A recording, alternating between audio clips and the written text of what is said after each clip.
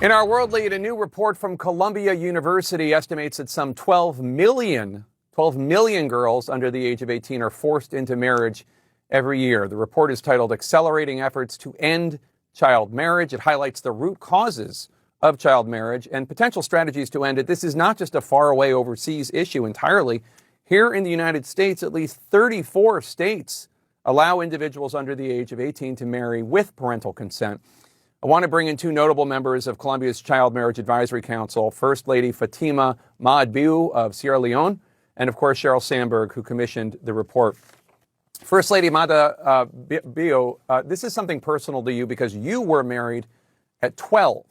So Yes. tell us, what kind of impact can child marriage have on the life of a young girl? Well, the important thing for people to understand is that this is not child marriage at all. This is a form of legalizing rape. When we are talking about an issue as important as this, and we're talking about a young girl's life, a life that she had no consent, she cannot make any decision on how her future is supposed to be like. I think it's not just a human right abuse, but it is also using the system to legalize rape for young girls. And it is a situation where your dream, you killed your dream. You don't plan for tomorrow. You only plan for the day today.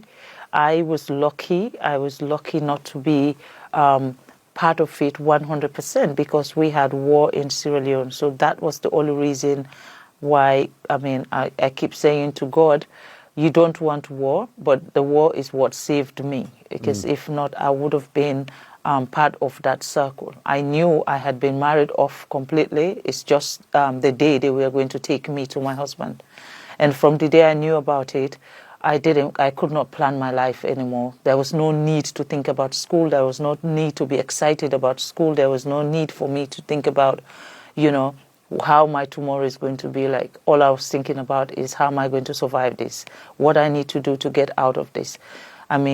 If I get out of it, how many people is it going to affect? And I was also worried about my mother's safety because when I make a decision not to be part of the marriage, how is that going to affect my mother in her home? Because she found herself in a situation where my father was in total control of the decision that she makes.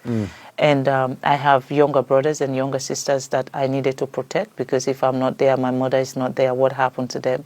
So it's just one situation where no child should be allowed to go through those things and then have all of that burden to make a decision on issues like this. I think it is wrong. It is a legalized form of rape, and it is also a legalized form of slavery because it's not only about going there and have sex with somebody you don't want to have sex with, but you're going to be a slave in serving that person, serving their wives, because most of them don't have one wife or two. They have 3, 4 wives. And then imagine a child coming into a situation like that. You now have to look after their co-wives, look after their own children, and you are also a child. Yeah. What kind of life is that? Sheryl, this is top of mind in Iran, where girls as young as 9 can be married off with their father's consent, judicial approval. What are the strategies that could help end this practice? Yeah, let's talk about how horrific that is. 9 years old. 9 years old. 3 things. Girls' education. Girls need to get all the way through secondary school. When girls are educated, they have economic opportunities outside the home. The second thing is healthcare access for girls. And the third thing are laws against marriage under 18 and the enforcement of those laws. The First Lady has an incredible example of the laws in Sierra Leone that made it not just illegal to get married or to marry your child, but illegal to attend a wedding. Yeah. Well, because, the president we have, who is my husband, the current president, Julius Maada, he believes that these are crime against humanity. And most cases, when we come up with a solution, he implements those solutions. And when we took the bill to Parliament, we did not just take a bill for the perpetrators and the parents that are involved. It's a community thing. We are talking. They said it takes a community to to look after a child. So it takes a community also to destroy a child. So everyone who is involved, if you attend the wedding, if you are the DJ at the wedding, if you are the decorator at the wedding, if you are the officiator at the wedding, you are the parent, as long as you are involved in that wedding and you did not ask the age of that child, and if we find out that that child is underage and the child happened to go to the police station, all of you are going to be arrested. And the burden of proof is on you, not on us. Cheryl, because before you attend those weddings, you should have asked questions. And Cheryl, your report points out that nearly 315,000 minors in the United States were married between 2000 and 2021. How do you end the practice here in the U.S.? Laws. Every state needs a law that's over 18. Everyone in the world needs that law. And the other thing our report does, in addition to that, is it talks about the economic consequence of this. We estimate with the Center on Global Development that this costs the world $175 billion a year in lost GDP.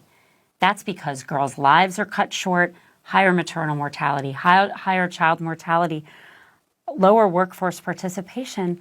And remember, when you marry a 13-year-old, that child often has children of her own.